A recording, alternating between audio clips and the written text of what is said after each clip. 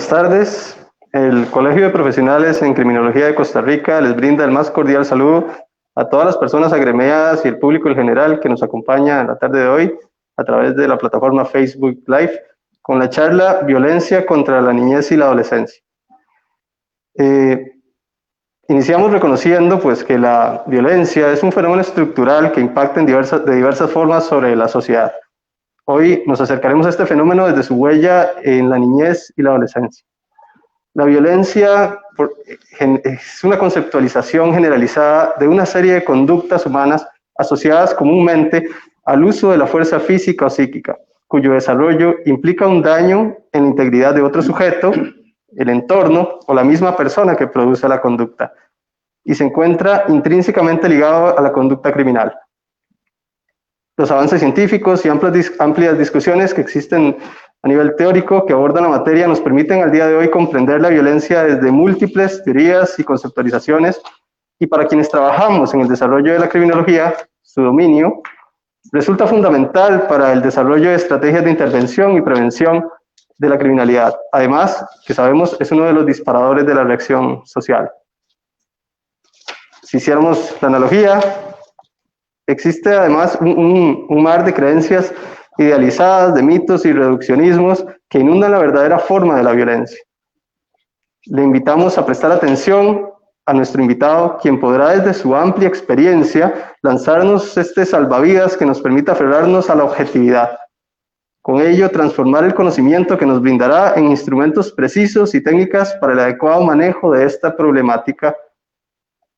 Para hoy contamos con la presencia del señor Mario Víquez Jiménez. Don Mario es sociólogo y psicólogo de la Universidad de Costa Rica y máster de criminología del Instituto de Formación Profesional de la Procuraduría General de Justicia del Distrito Federal de México. Es profesor catedrático jubilado de la Universidad de Costa Rica y es miembro honorario del Colegio de Profesionales de Criminología de Costa Rica. Se ha desempeñado como coordinador del posgrado en Ciencias Penales y director del posgrado de Derecho de esa institución. Además fue viceministro de Justicia y Gracia y presidente ejecutivo del Patronato Nacional de la Infancia.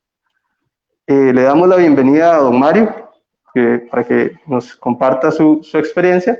No sin antes solicitarles que pueden hacer sus preguntas a través de la plataforma, estaremos monitoreándolas y al final de la charla extraeremos esas preguntas y se las compartiremos a don Mario para que las pueda atender. Adicionalmente, enviamos una cordial felicitación a todos los niños que en su día, y les recordamos el baluarte para nuestra sociedad costarricense que representa.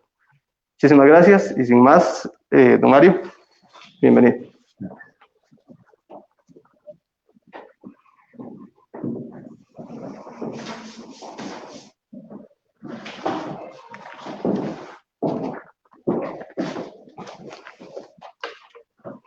Bueno, en primer lugar, saludar a los profesionales en criminología de nuestro país y a todos los que nos están escuchando. Agradecer la invitación al colegio por esta invitación. Hoy es 9 de septiembre, estamos celebrando el Día de la Niñez y de la Adolescencia. Consideramos que es un momento muy propicio para que tomemos conciencia sobre la importancia de garantizar y respetar los derechos de las personas menores de edad. En nuestro país, desde 1946, el 9 de septiembre de cada año, celebramos este día y creo que la mejor forma de hacerlo es reflexionando de manera más profunda sobre fenómenos como es el de la violencia que afectan a este importante grupo de la población. Según el Instituto Nacional de Estadísticas, más o menos 1.500.000 personas son menores de edad. Estamos hablando de que el 31% de la población en nuestro país es menor de 18 años. De esos, un 22% está entre 0 y 14 años, o sea, son niños, niñas y preadolescentes. Ya solo esta proporción de población por sí representa un desafío, no solo en el campo de la violencia, sino en cualquier campo de la vida social. Centrémonos en el tema para el que hemos sido invitados, violencia contra la niñez y la adolescencia. Aquí fundamentalmente lo que queremos desarrollar y como objetivo es conocer sobre la violencia contra la niñez en nuestro país, su relación con la violencia social y su relación con la criminalidad. Es decir, qué factores sociales, qué condiciones son las que potencian las conductas violentas. Podemos hablar entonces de que vamos a trabajar cómo es esa violencia, por qué se produce esa violencia y qué consecuencias tiene para los niños y para la vida social. Quisiera hacer una reflexión previa diciendo que a pesar de que todos hemos sido niños o niñas, en general el mundo adulto tiene a menudo, si no siempre, una actitud que podríamos llamar de minimización, negación o ocultamiento de la violencia contra la niñez, sobre todo si se dan en el contexto familiar. Podemos así afirmar que para el mundo adulto los temas de los niños y de las niñas, de los chiquitos y las chiquitas, como decimos en nuestro país, usando un dicho popular, son como un juego de niños, es decir, como si se tratara de algo banal. Y ni los juegos de los niños y de las niñas son sin importancia, ni los temas de la niñez son un asunto menor. Por el contrario, estoy totalmente convencido que el fundamento de la vida misma y las bases de la convivencia social las tenemos en la niñez. Esta compleja verdad de la importancia de la niñez la puedo, en el campo criminológico, la puedo compartir con una anécdota personal. Allá por los años 70 y 80 estuve trabajando como penitenciarista en la reforma penitenciaria de nuestro país, con privados de libertad de máxima seguridad en el Centro Penal de la Reforma. Después de varios años de trabajo intenso y de diagnósticos a profundidad con esta población, me dije y llegué a la conclusión de que la vida humana debe ser respetada en toda su dimensión, en todo tiempo y lugar. Incluso acá, en máxima seguridad, fue lo que pensaba. Pero sobre todo entendí algo, y es que después de mucho conocer y entender a estas personas, todo me remitía a la niñez. Es decir, en pocas palabras, la violencia de la vida de estas personas las teníamos que atajar en la niñez. Esto es lo que académicamente podemos después, posteriormente, llamar prevención. Esa fue la lección de vida que me ha acompañado, yo diría, todos los días de mi vida. Es decir, lo que sucede en la niñez es fundamental para la felicidad de los niños y de las niñas en el presente y es un factor determinante para la convivencia social. Eso es lo que va a fundamentar mi exposición. A partir de ello, la pregunta central que nos vamos a hacer alrededor de la violencia contra los niños y las niñas gira en dos sentidos. ¿Por qué hay violencia contra los niños y las niñas? Y cómo la violencia en la niñez y la adolescencia es la ruta por excelencia de la perpetuación de la violencia social. Empecemos entonces por describir cómo es la violencia contra la niñez y la adolescencia. Iniciamos, como se dice en criminología, con el consecuente, es decir, con las consecuencias de la violencia. Y en segundo lugar, o posteriormente, iremos al antecedente, es decir, por qué se dan estas expresiones de violencia contra la niñez y cómo se perpetúa esa violencia.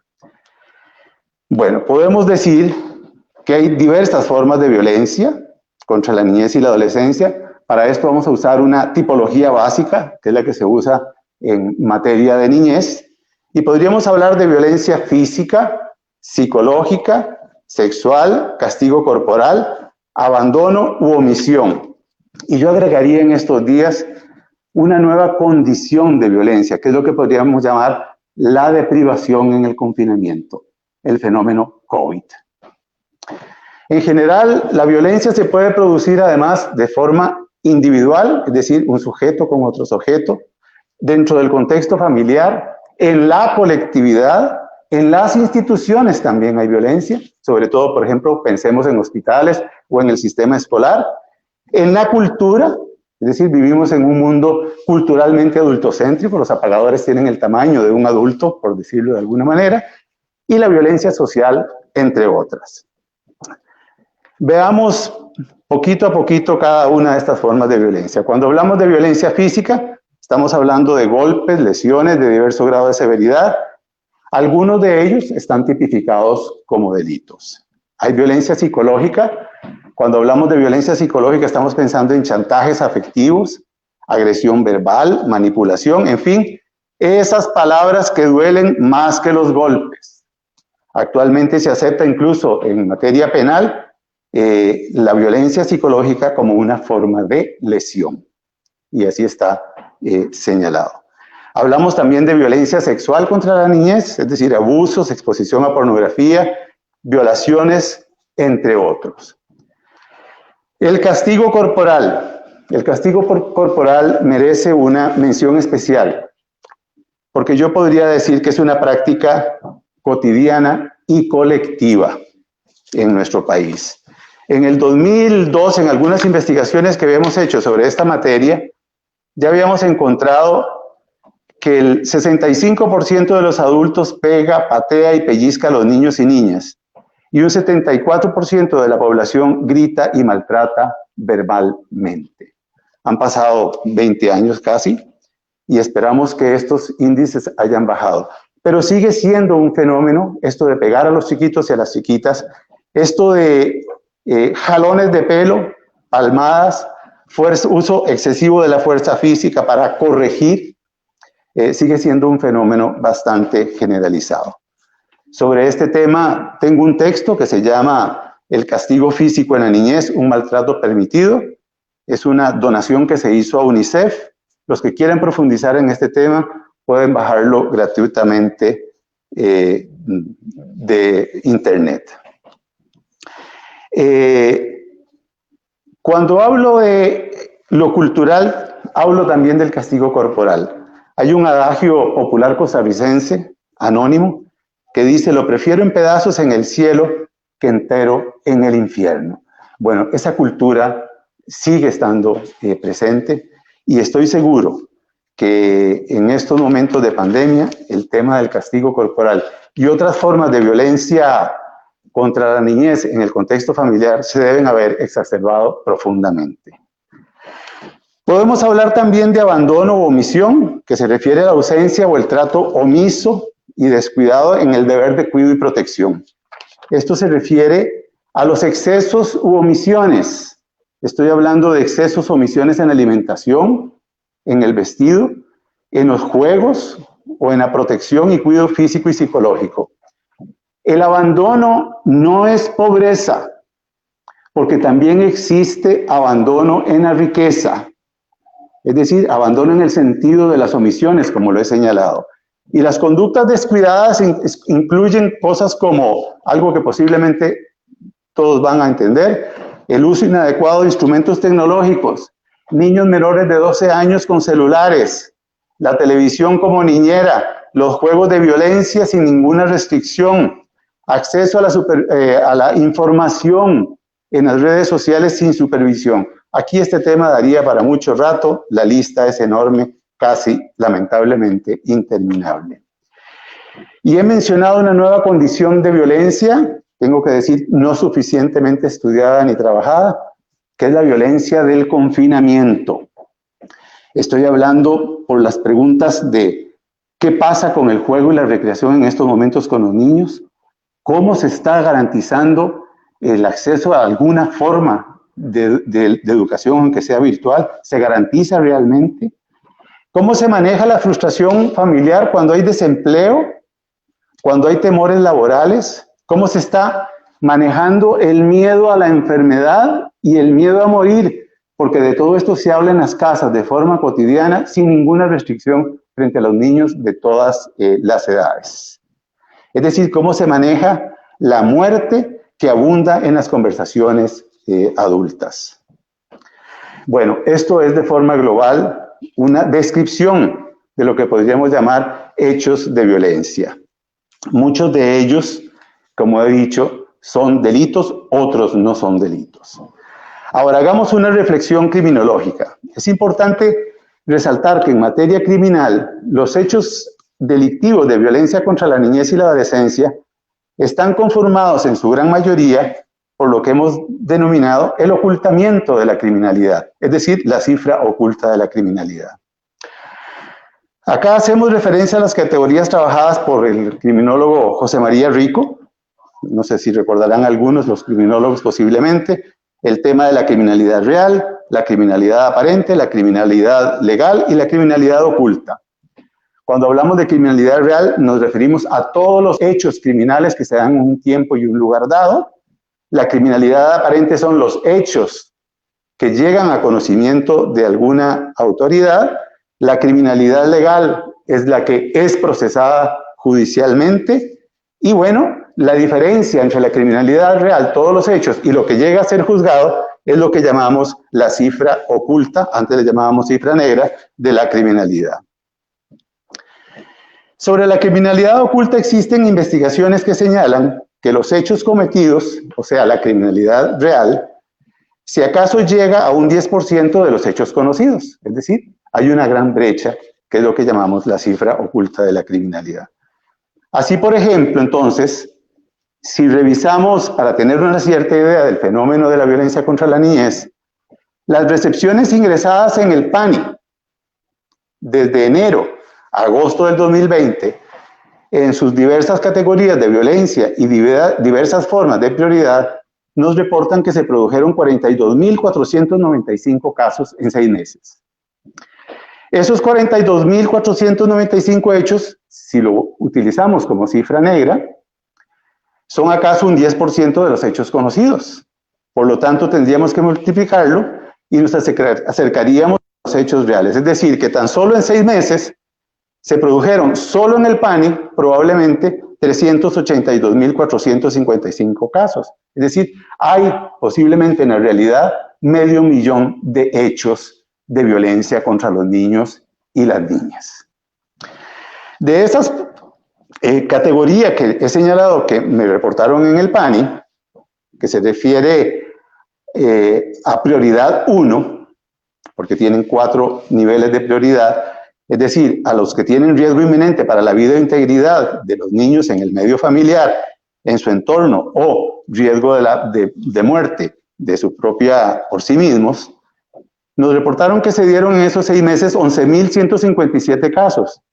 Si esto volvemos al tema de la cifra oculta, es probable que además de estos 400.000 hechos que se dieron, unos 100.000 fueron hechos con posible riesgo inminente de muerte. Falta para tener una cierta idea del fenómeno de violencia contra la niñez los hechos que ingresan en sede judicial, los hechos que se denuncian en la Defensoría de los Habitantes, el Hospital de Niños, los que se producen en el contexto escolar, entre otros. Como vemos y como primera conclusión, el tema de la violencia contra la niñez y la adolescencia, por su extensión y por sus consecuencias, no es un tema menor. Es decir, no es un juego de niños. Abordemos ahora lo que prometimos, que es el antecedente. ¿Por qué se origina la violencia contra la niñez y la adolescencia? Bueno, podemos decir que son múltiples las razones para llamar la atención de la importancia de la violencia contra la niñez y sus consecuencias particulares y colectivas, así como su relación con la criminalidad. Vamos a centrarnos en esto. De estas razones resaltan las más evidentes, como son las consecuencias de orden psicológico y el sentido de la felicidad para los niños o las niñas.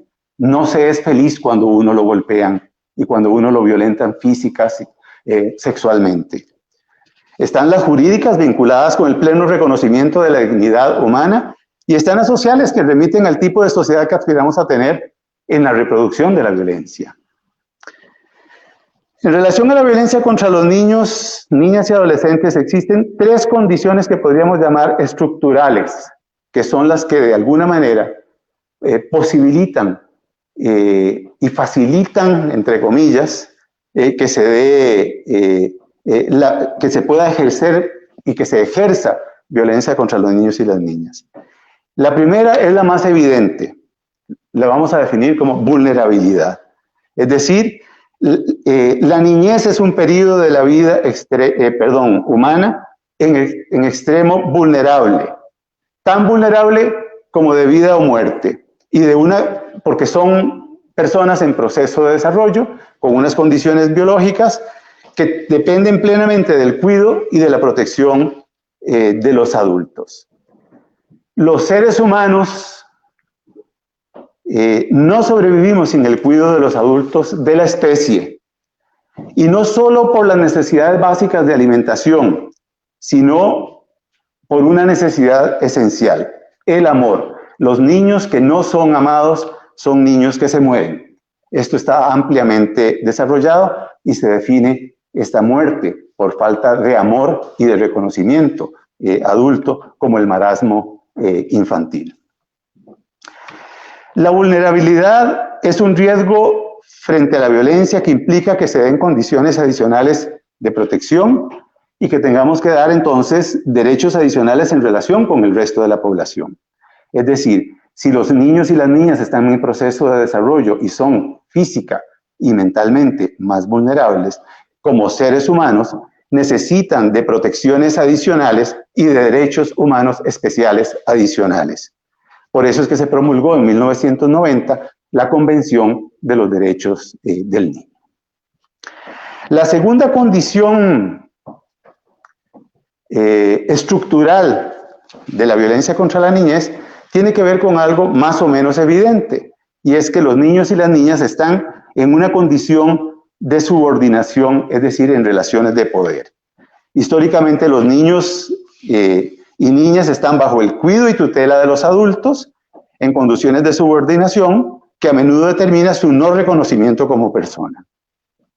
Es decir, no se les reconoce a menudo sus necesidades, sus sentimientos, sus derechos. No se les reconoce como personas con derechos propios. Es muy difícil y muy complicado que los adultos, sobre todo si son sus padres y sus madres, reconozcan en la niñez una persona humana con vida propia. A menudo, entonces, están desposeídos no solo de la palabra, el derecho a opinar, sino que están marginados del derecho en general. Recordemos que de acuerdo con nuestra tradición jurídica, los niños y niñas en el derecho romano aparecen como alieni juris, es decir, como personas sometidas a otro. Y en el caso del jefe de familia, a otro que es el pater familias. Son personas bajo el manus de un jefe único, que es en definitiva el régimen patriarcal. Hoy nos cuestionamos si esta patria potestad es un derecho de los padres o es una forma de satisfacción de los intereses de los hijos y de las hijas. Es decir, ese es el gran cuestionamiento y el proceso por el que estamos transitando. La tercera condición, la más psicológica, y para mí una de las más interesantes y complejas de comprender, es lo que podríamos llamar la amnesia infantil. Ya lo decían en el texto del Principito. A pesar de que todos hemos sido niñas y niños, hemos olvidado, es decir, hemos reprimido buena parte de nuestras historias de niñez. A esto Freud lo denominó amnesia infantil, que en realidad tendríamos que llamarla amnesia adulta de la niñez, sobre todo en lo que se refiere a los hechos traumáticos. Es decir, olvidamos nuestra niñez. Y me podrían preguntar ustedes, ¿y eso qué? Pues bueno, esto tiene unas consecuencias muy significativas. Y la consecuencia es que todos y todos creemos conocer la niñez, porque todos hemos sido niños y pensamos, yo sé lo que es la niñez. Y eso no es verdad. Esta es una condición estructural de la vida humana que hace ese olvido, que llamamos amnesia, que desconozcamos nuestro propio proceso de socialización. Los niños y las niñas, entonces, se miran con ojos de adultez, una adultez que se cree conocedora de los niños y de las niñas. Frente a esto, entonces, podemos hacernos la pregunta: ¿qué mira un adulto cuando tiene frente a sí un niño o una niña? Es decir, sobre todo si es el padre o la madre. Yo les diría que hay 3 formas de responder o de reaccionar frente a la niñez. Fundamentalmente, la regresión, la proyección y la empatía. ¿Qué es la regresión? La regresión se refiere a colocar al niño o la niña como aquel que va a llenar nuestras necesidades afectivas o de diversa índole. Ahora que nació mi hijo, decía una paciente, no estaré sola. Ahora tengo a alguien que me ame. O ahora que nació nuestro hijo, voy a retener a mi pareja en medio de una crisis matrimonial. Eso es utilizar al niño regresivamente, es decir, ponernos frente al niño como el que nos va a dar y el que nos va a nutrir con afecto. La segunda forma de relacionarnos con los niños es la proyección.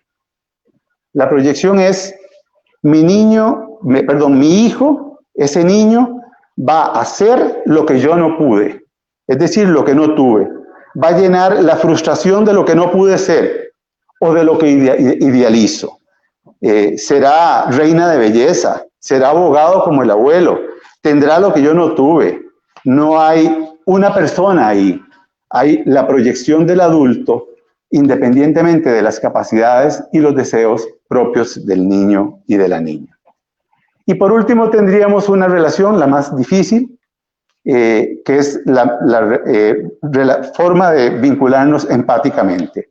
Es decir, que podamos mirar al niño como un ser a mi cargo, pero con necesidades y vida propia, que es alguien independiente de mí. Esto que estoy diciendo es muy difícil de conseguir.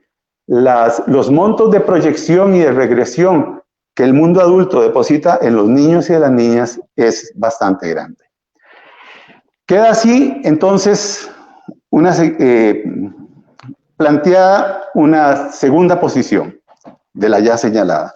Primero, la niñez es un periodo de la vida en extremo vulnerable, en razón de la edad y que están en un proceso de desarrollo biológico, bajo relaciones de subordinación, en relaciones extremas de poder frente a los adultos y con una gran dificultad para reconocer sus verdaderas necesidades por los condicionantes psíquicos ya mencionados. Entonces, esa es la primera, digamos, conclusión. La segunda es que la vida de la niñez, sus condiciones, su felicidad, tienen un valor en sí mismo. No es cierto lo que se dice a menudo, es que son el futuro de la patria, son el presente. Y no es entonces por lo que pueda pasar en el futuro o por su utilidad como futuros adultos. Los derechos y la felicidad de los niños y de las niñas son ahora por derecho propio en el presente. Bueno, estas son entonces las condiciones estructurales que posibilitan la violencia contra los niños, niñas y adolescentes. Y será por medio de esta violencia que vamos a perpetuar una buena parte de la violencia. O dicho de otra manera, una sociedad con patrones y condiciones jurídicas, culturales y sociales de violencia, injusticia y desigualdad se reproducirá en los patrones de crianza violentos. Y por este conducto se va a generar lo que podríamos llamar la perpetuación de la violencia. ¿Qué estoy planteando? La violencia es algo que se amamanta, es decir, es algo que se transmite por el conducto de los patrones de crianza, por esas proyecciones, por esas regresiones y por esa inmensa cantidad de condiciones de violencia física, psicológica, sexual, de abandono, etcétera, que he mencionado. Entonces, esas son las condiciones estructurales y sabemos que tienen consecuencias para la vida colectiva. Una reflexión criminológica sobre este tema. La violencia no es equivalente a la criminalidad.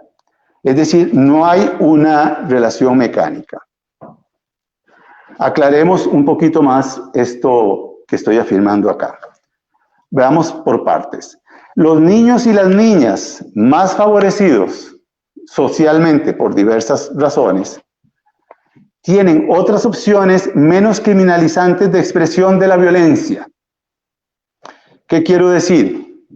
Existe una distribución diferencial en razón de clase social, en razón de la edad, en razón del sexo, en razón del origen social o cultural, en razón étnica, entre otros, en los mecanismos sociales del ejercicio de la violencia. No se ejerce la violencia de forma similar dependiendo de las edades, dependiendo de los grupos étnicos y dependiendo del sector social.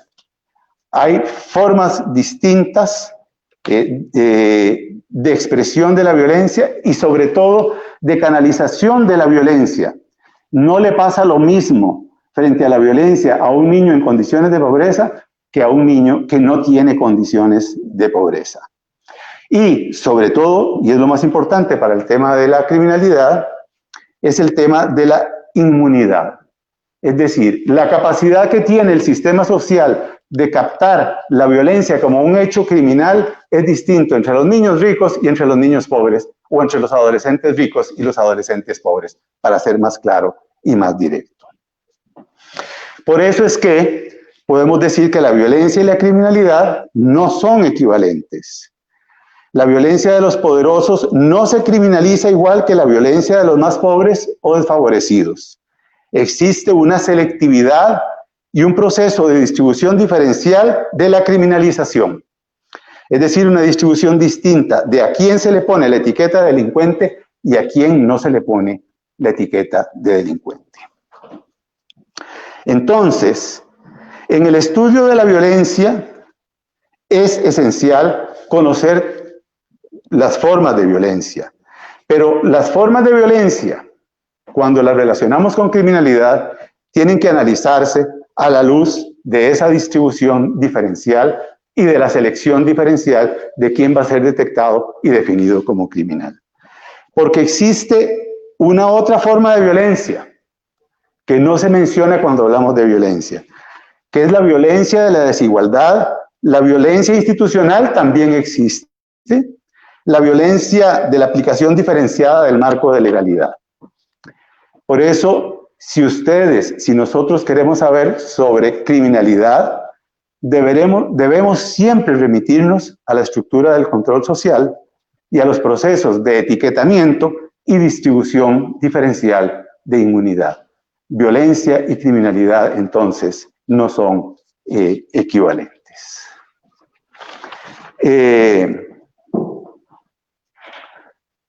¿Cómo estamos? Sí. Podemos hablar entonces un poquito, ya que me dicen que tenemos un poquito más de tiempo, de la ruta de la violencia. Hemos hablado hasta acá de qué tipo de violencia hay, hemos hablado de por qué se posibilita que haya y se ejerza violencia sobre la niñez. Hemos señalado ahora que la violencia contra la niñez tiene consecuencias sobre los niños y las niñas en su propia vida y su felicidad, y tiene consecuencias colectivas. Y por último hemos señalado que la violencia y la criminalidad no se pueden equiparar, no son lo mismo. Es decir, que entre violencia, para que esa violencia se convierta en criminalidad, pasa por un proceso de selección y de etiquetamiento diferencial dependiendo de la edad, clase social, etnia, etcétera, etcétera.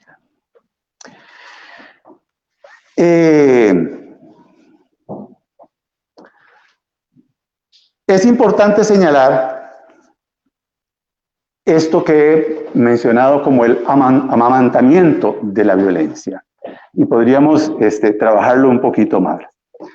Desde lo psíquico, lo primero que debemos establecer es que el tipo de niño o niña y sus características personales de carácter psicológico siempre tienen una clara influencia y un origen en lo que podríamos llamar el tejido social y las relaciones en el tejido social. Eso es lo que se llama en psicoanálisis la noción dinámica de las tensiones sociales. ¿Qué es lo que estoy diciendo? Que si vivimos en una sociedad con tensiones sociales de X tipo, por ejemplo, ahorita en la pandemia vivimos con una serie de tensiones sociales, es lo que en sociología podríamos llamar, estamos en una condición social anómica.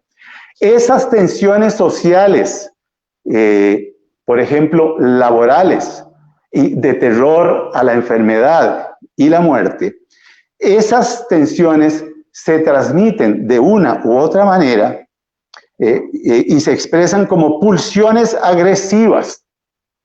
Y esas pulsiones agresivas inciden en los niños y en las niñas. Esas pulsiones agresivas que inciden en los niños y las niñas en las dimensiones que ya mencioné, son aprendidas por los niños y las niñas. Y ellos van a ejercer y van a responder de acuerdo con esos patrones y con esas formas de violencias transferidas por el conducto de la organización familiar, independientemente de cómo esté conformado el grupo familiar.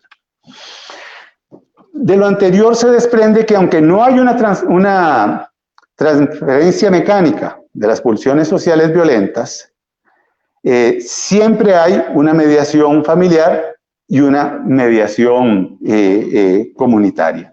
Dicho de otra manera, se va interpretando en cada familia, se va interpretando en cada comunidad las tensiones sociales del contexto social y adquieren ciertas particularidades en cada familia y en cada comunidad. Esto es lo que llamamos el proceso de socialización. Eso es lo que dijimos hace un rato, este proceso de socialización, sobre todo con montos significativos de violencia, lo que hemos llamado el proceso inconsciente de socialización, es decir, el proceso donde hubo amnesia infantil y donde posteriormente vemos el mundo, retransmitimos nuestra historia, aún sin saber todo lo que llevamos por dentro de nuestra historia de violencia. Voy a ir terminando diciendo una frase de Jean-Jacques Rousseau: la niñez y la adolescencia tienen sus propias maneras de ver, pensar y sentir. Nada hay más insensato que pretender sustituirlas por las nuestras. Eso sería, y estamos abiertos a eventuales preguntas. Mario, por favor. Mario, muchas gracias. Realmente ha sido un aporte muy, muy valioso para nuestro público. Alrededor de 50 personas han estado siguiendo toda la transmisión y han hecho interesantes comentarios, algunos de ellos, pues, preguntas que quisiera transmitirle. Doña Paula Piedra Vázquez nos hace un comentario que incluye una pregunta. Dice: una de las manifestaciones más comunes de la violencia contra las personas es el proceso de triangulación en el que se ven sumergidos en el contexto de los problemas entre sus progenitores. ¿Qué sugiere usted como experto para acabar con esta práctica atroz? Sí, aquí me voy a remitir a mi experiencia como presidente ejecutivo del PANI, porque además una de las cosas que hace un presidente ejecutivo es ser segunda instancia. Tal vez no todas las personas sepan que el PANI es de alguna manera una especie de juzgado administrativo, que tiene una primera instancia y tiene una segunda instancia. Entonces, todas las apelaciones que van a segunda instancia son resueltas dentro de la presidencia ejecutiva. El tema de la triangulación y del uso de los niños puede venir de múltiples formas. Desde querer tener un niño o una niña para aferrarnos a la pareja, es decir, como para amarrar a la otra persona en nuestra vida y tratar por medio del niño y de la niña obligarlo a mantener el matrimonio, o lo más usual, en los procesos de separación, en los malos divorcios y en las malas separaciones, utilizar e instrumentalizar al niño o la niña como mensajero para, golpear al otro. Aquí el tema tiene que ver con lo que mencioné de los derechos de los niños y de las niñas y del tema de la patria potestad. La patria potestad la hemos entendido históricamente como si fuéramos dueños, incluso como si fuéramos históricamente propietarios de la persona.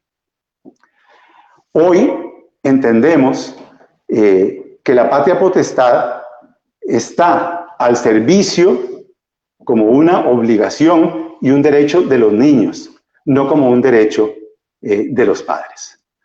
Mi recomendación siempre, ya para los casos muy puntuales, frente a eso que llaman una triangulización triangular y utilizar al niño como mensajero o vocero para golpearse los padres o incluso para beneficios económicos, siempre ha sido que debe prevalecer el interés superior del niño.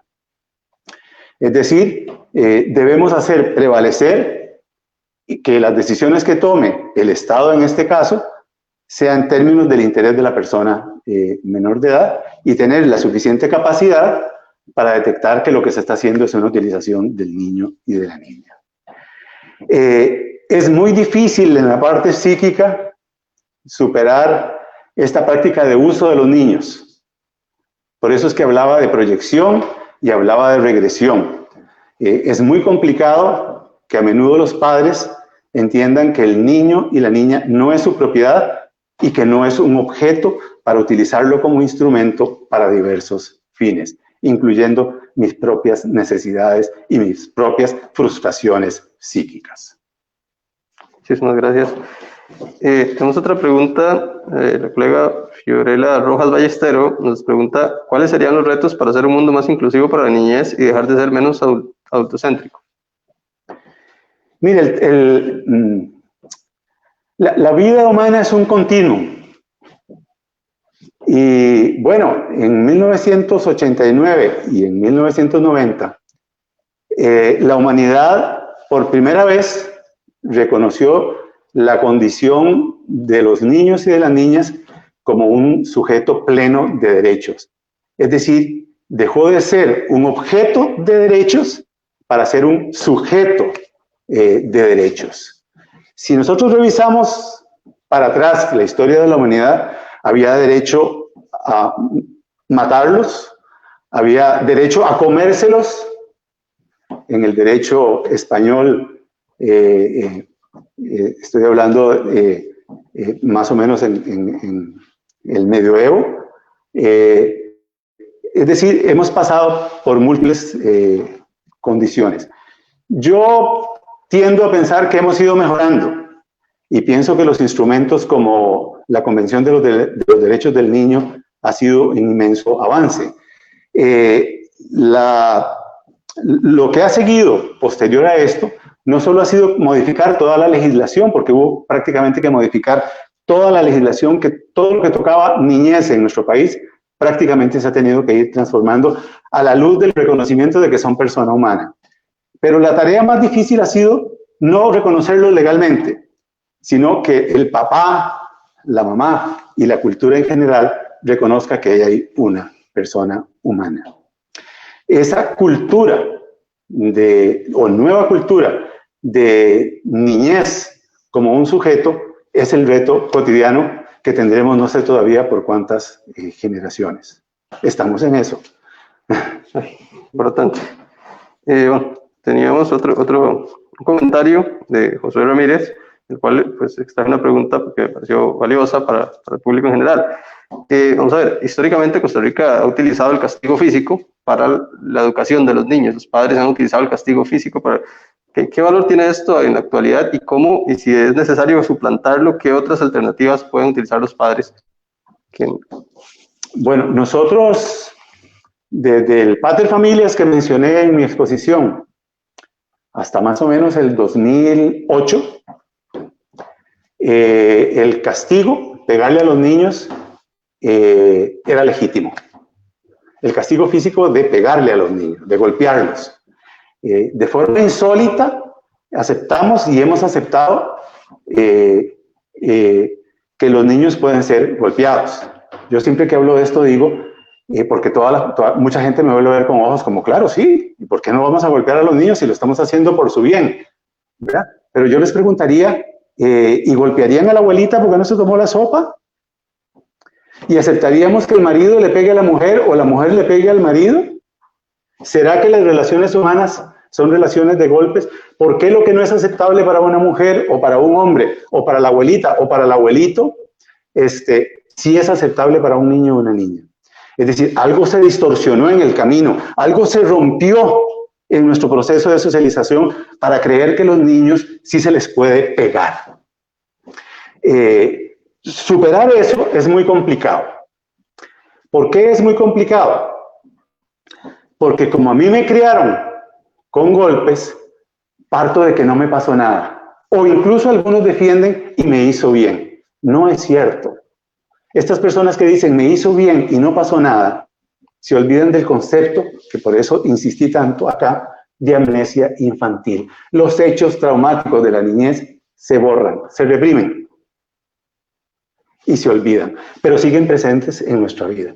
Y ahora de adultos, claro, donde ante la conducta, digamos, la desobediencia, como dicen en la casa, o el mal comportamiento de los niños, volvemos a reproducir lo que nos hicieron a nosotros en la niñez. Bueno, este es un proceso también cultural muy complejo. En Costa Rica se abolió el castigo físico legalmente. No es legal pegarle a los niños, eso es lo primero que tengo que decir. Y siempre utilizo e insisto en esto, no es legal pegarle a los niños. Ahora, tampoco es un delito actualmente. Tampoco es un delito, ni nunca quisimos que fuera un delito. Si no, tendríamos que meter a todo el mundo a la cárcel, ¿verdad? Pero sí una forma y un instrumento para que a partir de eso entendamos, por lo menos lo más cercano a lo inconsciente, de que tenemos que revisar nuestra propia historia de vida para poder levantar esa historia de golpes, ¿verdad? Entonces sí es un proceso también un poco complicado. Reaprender a crear a los niños con modos y procedimientos distintos a los golpes es una tarea compleja. Yo les puedo garantizar que sí se puede, que sí es posible. Niños sanos, niños fuertes, niños felices, sin golpearlos. Y niños obedientes, que es lo que quieren los papás, sin golpearlos. El instrumento más grande que tenemos, ya hablé de que los niños no sobreviven sin el amor, ¿verdad? El niño que no tiene amor muere psíquicamente y muere físicamente. Es lo que se llama marasmo infantil. Entonces, el instrumento más fuerte que tenemos para orientar a nuestros hijos y a nuestras hijas es el amor. Cuando yo hablo de amor, no estoy hablando de alcahuetería. Cuando uno ama a alguien, lo cuida, lo protege, le limita las horas de televisión, no le da un celular antes de los 12 años, o no lo deja con los aparatos electrónicos todo el tiempo que quiera, etcétera, etcétera. Eso se llama cuidar. Y sí, se puede criar, se puede orientar y se puede disciplinar sin violencia. Muchísimas gracias. Y tal vez una última pregunta, viendo la otra cara de la moneda. ¿Cómo podemos analizar la conducta violenta que producen los niños? Por ejemplo, cuando ellos transmiten violencia hacia los animales, las mascotas o hacia el entorno. ¿Cómo podemos interpretar esas conductas violentas que ellos desarrollan? Mire, la violencia no es innata, ni es biológica. La violencia es un aprendizaje. Y nosotros aprendemos fundamentalmente por el ejemplo.